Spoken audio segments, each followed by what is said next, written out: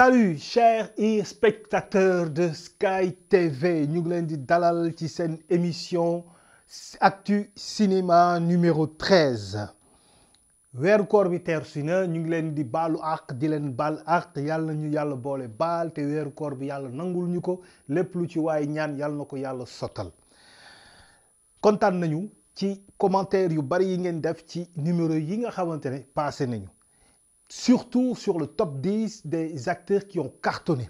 Figurez-vous que Chérif Mal et Jalika ont été l'objet des contestations. Les numéros qu'on leur a donnés, pour la plupart des commentaires, c'était pas adéquat. Méritez le upload. En tout cas, bravo à vous deux surtout. Ça ne veut pas dire qu'on a tort. Non, c'est notre point de vue que nous avons donné. Mais nous leen di ñaanal la prochaine fois ngeen egg ci numéro 1. Tey nag dañuy wax ci li nga xam ni mooy les sketch pour weeru koor oblige, Ramadan oblige, on remet la tradition mooy dañuy créer ay sketch juste pour divertir ñi nga xam ne dañu woor ba heure dogu jot. Bravo. Mais nag chers amis, à commencer par les producteurs wàcc ci scénariste jaaree ko ci réalisateur ci acteur ci monteur ci ñëpp ba si même simple spectateur yi, force est de constater qu'il y a rien qui est encore fait. On sent un manque criard de créativité, d'imagination, de réflexion, d'écriture, un manque technique, surtout sur le plan technique. C'est vraiment, ça vole très bas. C'est vraiment low, les gars. Ressaisissez-vous. Mën naa leen jox toute une liste, comme vous pouvez voir, toute une liste de sketchs yu gars yi créé. Mais boo ci xoolee am na ay sketch de 5 minutes yoo xamante ne 2 minutes sax doo ko mën a àggale ci sketch bi. ñaari séquence loo xam ne ay wax kesel ak dàqante. Les gars, ça manque d'imagination. Lorsqu'on écrit un film, court-métrage, très court-métrage, forcément dafa war a am début mooy introduction, développement, conclusion. day am fu mu tàmbalee mais dafa am fu muy jeexee. bu fekkante ne da ngay raconter benn histoire entière sur 30 épisodes durant le Ramadan, dès le premier épisode, même bu fekkee premier épisode bi 2 minutes kese la, war nañoo comprendre de quoi il s'agit. War ngaa mën a teg histoire bi. On ne respecte pas l'écriture, on ne respecte pas les éclairages, on ne respecte pas le son, on ne respecte presque absolument rien. te tey suñ toogoon di décortiquer ay sketch yu bëri ba leen di leen wan maison de production yi leen produire, vous seriez déçus. Qu'est-ce que ça veut dire pour moi personnellement, mon humble avis, maa ngi jéggalu nag, les gens se disent bon, ça n'a pas d'importance. Passez-moi l'expression entre guillemets, on s'en fout. C'est YouTube. Gars yi di lañ seetaan. On a l'impression aujourd'hui, il y a une race de producteurs bu bees bu ñuy woowee producteurs yoo xam ni yi leen di YouTube di reverser revenu yi moo leen intéressé. Ils se disent peut-être que le public, c'est un public boo xam ne loo ko jox mu seetaan ko. Genre fëgg jaayu cinéma bi la en fait. On est parti prendre la mauvaise qualité pour balancer ko public bi di ko seetaan, même bu fekkee après ils sont déçus, le public est déçu, ñoom dañ naan bu weer bi deewee YouTube fay ma sama xaalis, je suis peinard. C'est malhonnête envers le public. Et je vais vous montrer, je vais vous démontrer à travers yenn sketch yi wan leen commentaires yi nga xam ne le public, les spectateurs commencent à être extrêmement déçus pour des séries qui viennent à peine de commencer. Gis nga nit loo respecté wul doo ci mën a jëriñ yàgg da ngay fay. bu ñu nekk ay njóogaan bu ñu nekk ay baana bu ñu nekk ay fëgg jaayu YouTube. Le spectateur sénégalais mérite la qualité. Un café avec on a senti, et attention, les Sénégalais savent faire de la qualité. ñu commencé gis ay images yu rafet di gis ay tournage yu rafet di gis jeu bu rafet. Pod et Marichou dugg si ñu ne déet na waay Evenprod ñëw ak Idole wiri ñu def 300 épisodes, on voyait de la qualité.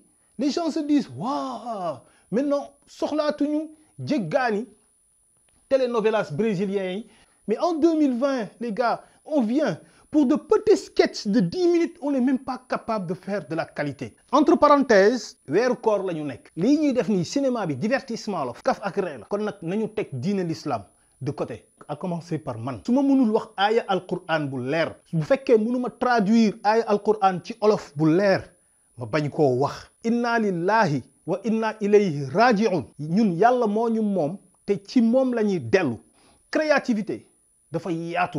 Univers la. On n'a pas besoin de piétiner notre Coran pour retarloo askan bi. di jaxase aaya alquran ba waa CNRA di intervenir. tey dama bëgg a concentré wu ci benn maison de production waxuma la benn film mais benn maison de production boo xam ni day doxal cinéma day liggéey ci cinéma bravo on est d'accord ce sont des gens dans cette maison qui sont animés de bonne volonté depuis bi ma commencé seetaan période yi passé bari na ci YouTube ba nit ñi di ko bàyyi xel je veux parler de Xaar Média Xaar Média tout d'abord xam ni production méttiwee ni diriger ay acteurs méttiwee benn jour de production nga planifier ko sax ni mu méttiwee je dis bravo mais Xaar Média man ce qui m'étonne mooy plus on avance parce que commencé wuloo tey plus on voit une baisse de qualité de votre part. Commençons par votre grande série Belle-Mère.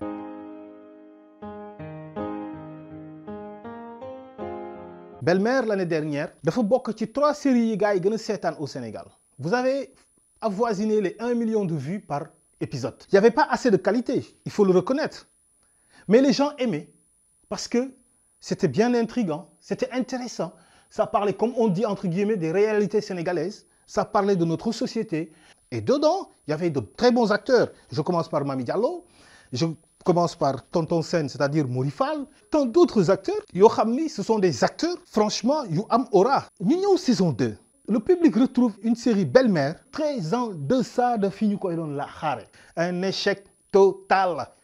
Et je vais vous donner les chiffres, vous comprendrez. Bi ñuy def émission bi le 27 avril. Belle-Mère, saison, dañuy def comparaison.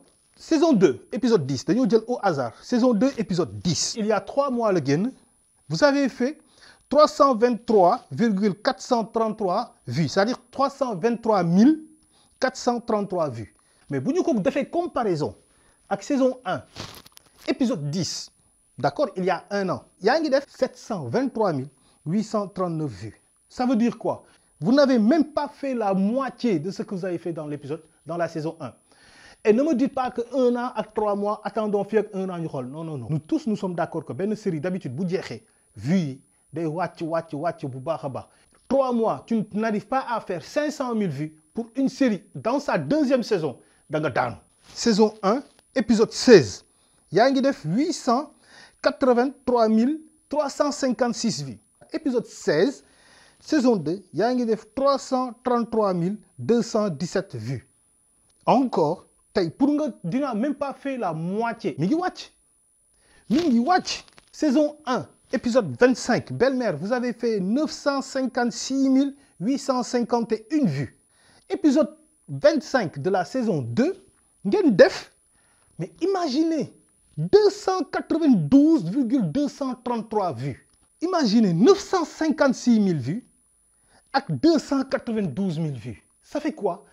Presque le quart dafa mel ni yow nga jël li ngeen def daaw nga diviser ko par 4 moom ngeen def ren. Si je dis c'est un échec, il faut reconnaître que c'est un échec. Personnellement, pour moi, mon avis personnel, une série qui arrive au bout de 15 épisodes, même saison 1, incapable de faire 500 000 vues en une semaine, c'est un échec. Man, loolu mooy sama référence. Premier épisode, on pardonne, on dit ce gars xamaguñ ko. 10 épisodes, on dit que ça tâtonne tel. Mais à 15 épisodes, tu es mûr. War ngaa mën def 500 000 vues par semaine. Boo ko deful pour man, je ne te respecte pas. Je suis désolé. Même chez les acteurs, il y a un problème de jeu. Du ma ko jiiñ acteurs yi de. Je vais vous dire pourquoi, les chers amis, ma ne leen problème de acting am na loo xamante ne du acteur bi am na loo xam ne réal bi la production bi la. Qu'est-ce que ça veut dire? su ma jëlee benn Tonton Sen dans Idole mu explosé Idole ma ñëw jël Tonton Sen dans Belle-Mère toujours derrière un salon, derrière un bureau, en train d'être en colère au téléphone wax ña mais tu te dis mais ce Tonton Sen là dans Idole mais xanaa du Tonton Sen bi ni donc c'est pas le problème, c'est pas Tonton Sen. Si je vois Mami Diallo dans Golden, Mami Diallo dans Idole, nga ñëw jël la même Mami Diallo dans Belle-Mère, très évasive, presque transparente, invisible. Donc c'est pas Mami Diallo, mais c'est la production. Ce sont les techniciens qui sont derrière, qui n'ont pas mis ces acteurs dans les conditions d'épanouissement. Mooy tey bu fekkee da nga teg benn plateau nga jël benn acteur cet acteur là bu ñëwee ci plateau bi dafa war a sentir ne tey réal bi mu am en face de lui mettre na ko dans des conditions d'épanouissement maanaam réalisateur bi tënku ko bloqué wu ko. tey acteur bi day bëgg a jouer ba benn instant rek mu bëgg a jóg rek taxaw parce que pour exprimer sa colère nga ne ko non non non toogal rek nga wax li ngay wax toogal rek nga wax li ngay wax yaa ngi koy daj. un acteur qui joue il est en colère mu jëw bi génnee rongoñ bi nga ne ko non jarul ngay jooy waxal rek bu la neexee nga yuuxu mais bul jooy yaa ngi casser jeu am. De grands réalisateurs dañuy ñëw jël benn acteur wala actrice ne ko ah scène baa ngi nii lii la nii la demee après nii yow femme bi n'est-ce pas sa jëkkër nee na la fase naa la léegi yow noo ko gisee en tant qu'acteur. Un bon réal il fait ça. noo ko gisee en tant qu'acteur mooy la ah gisee naa oui affaire mais gisoon naa su ma koy joué ma joué ko nii est-ce que doo ma may ma taxaw def 100 pas wala ma wéeru nanga nga ne ko est-ce que defal ma xool nga bàyyi acteur bi mu def nga ne ko waa d'accord c'est bon comme ça mais on a un problème de lumière kon bëgguma yàq ce jeu mais est-ce que duñu ko defewaat nii est-ce que duñu ko defewaat tu impliques l'acteur dans le jeu tu impliques l'acteur dans la séquence c'est ainsi que l'acteur s'épanouit il s'approprie la séquence mais si vous ne le faites pas vous lui dictez exactement ce qu'il doit faire mais vous le cassez ba pare day yàq sa épisode da ngay dem taxaw ci ginnaaw machine naan non acteur bi daal day nelaw quoi non mënu jouer fait que c'est toi tu n'as pas un bon réal tu n'as pas un bon metteur en scène laissez vos acteurs vivre les séquences que vous leur donnez laissez-les s'épanouir c'est comme ça seulement vous pourrez avoir de la qualité ñu jógee fa ñu dem ci la dernière série bi ngeen lancé bu tudd Wujju Peccorgo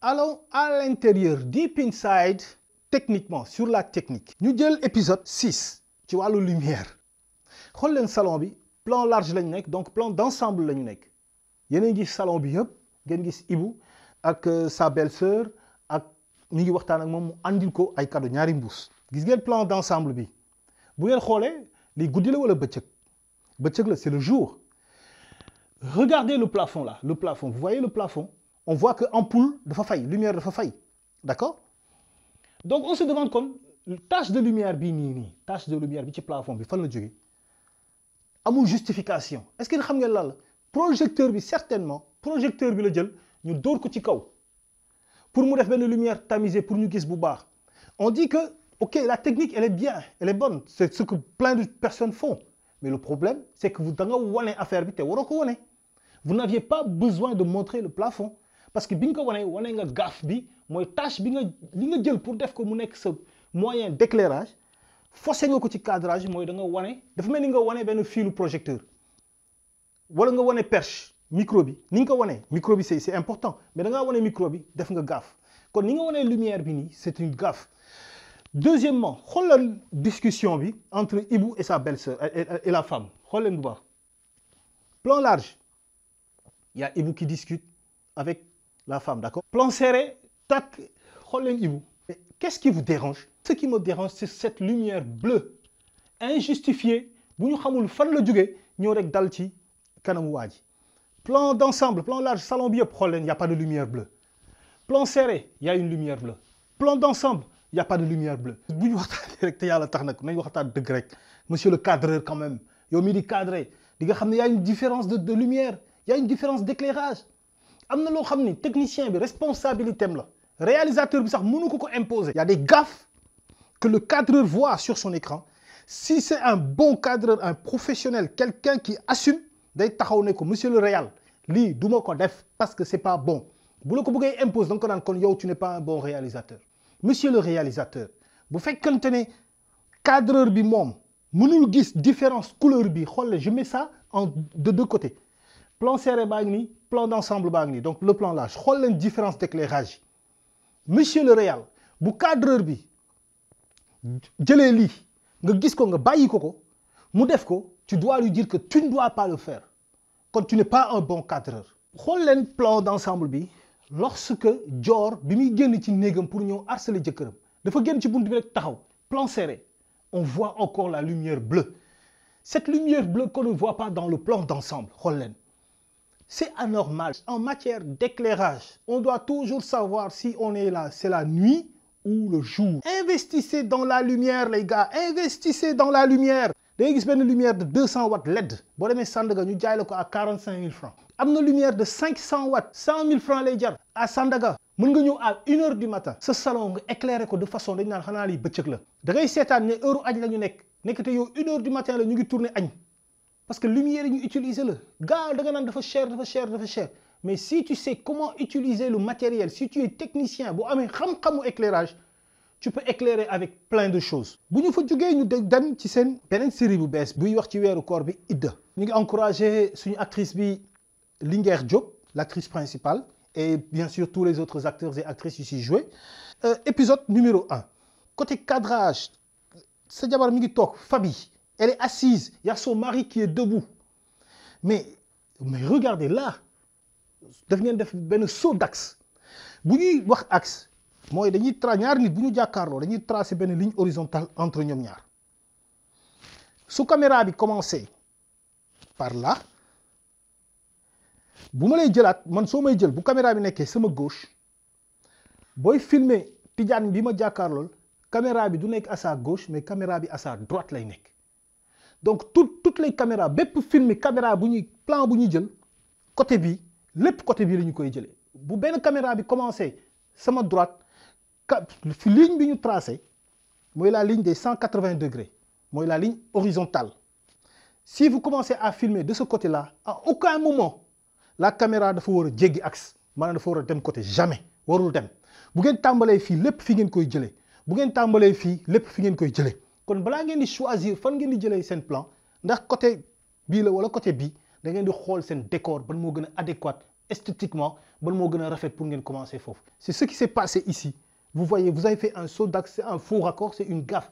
te lii mooy li ñu naan le B.A.B.A ABCD ijji kuy jàng kuy dal alxuraan ijji lii mooy les basiques de quelqu'un qui apprend à faire du cinéma. dinaa leen woon ñaari série yoo xam ni benn bi mooy Sanex ak këram mi ngi daw ci YouTube bi ci weeru koor bi ak Teranga Sénégal nga xam ne paa bi acteur principal bi moom dafa ma yàgg neex moo nekkoon ci waa Ñanxeen production.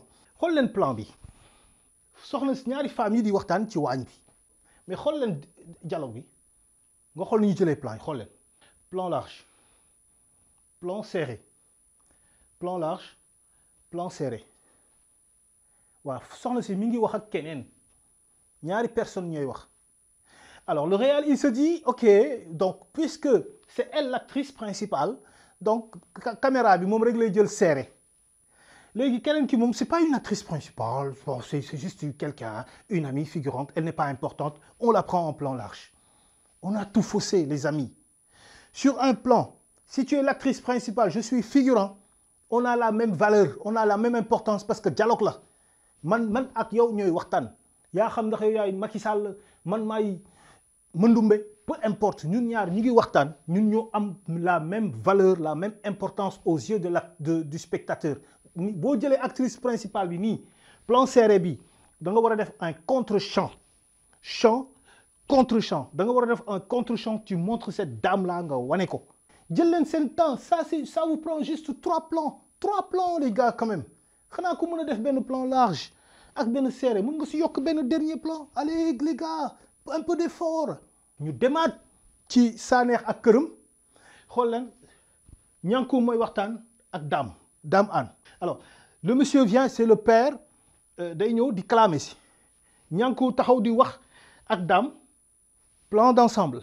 mooy large plan serré ñànku plan large Dame ñànku plan serré ñànku plan large Dame ak ñànku c'est cette même erreur qu'on a refaite encore ci Sanex bi mu génnee di wax ak Dame on se dit puisque les acteurs principaux c'est ñànku ak Sanex l'autre là c'est juste un passant quelqu'un un secondaire on ne le prend pas en serré du dëgg du yoon c'est faux c'est une erreur les gars c'est une erreur vous devez montrer ce monsieur là même bu fekkente ne amul importance day kalaame si il fait partie du dialogue ni ngeen joxee cër bay filmer Sanex ak ñànku cette personne là même bu dee ab jànq buy raxas ci biir kër gi sax da ngeen ko war a jël cinématographiquement bëgg lu yomb instant yi nii bu fekkante ne benn plan bu war a ñàkk xam nga ban la plan d'ensemble bii moo war a ñàkk plan d'ensemble bii nii ngeen di wax moom moo nar a ñàkk da ngeen war a def champ contre champ bu ngeen amulee jot vous supprimez le plan large erreur yi nag moom mooy ay erreur yu bari yi nga xam ne gars yi dañu koy def ci wàllu cadrage plan serré plan large plan serré plan large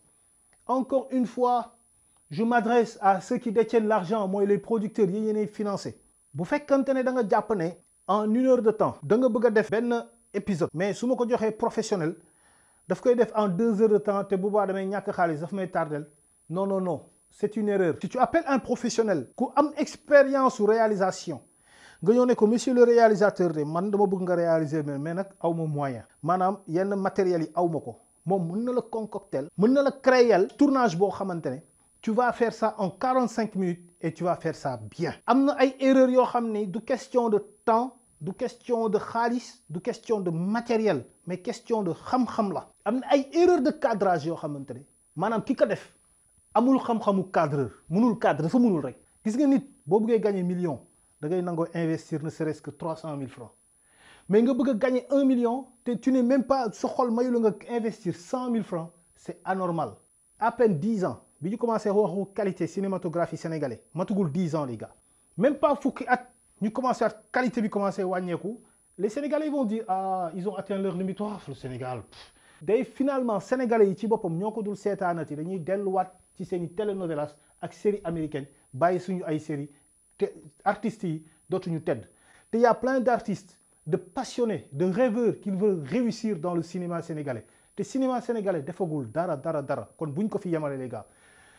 Poussez, travaillez, créez, imaginez, foncez. Le cinéma vous attend et vous pouvez réussir grâce au cinéma. À très bientôt pour un nouveau numéro 14, le top 10 des acteurs et actrices les plus adorés du cinéma sénégalais.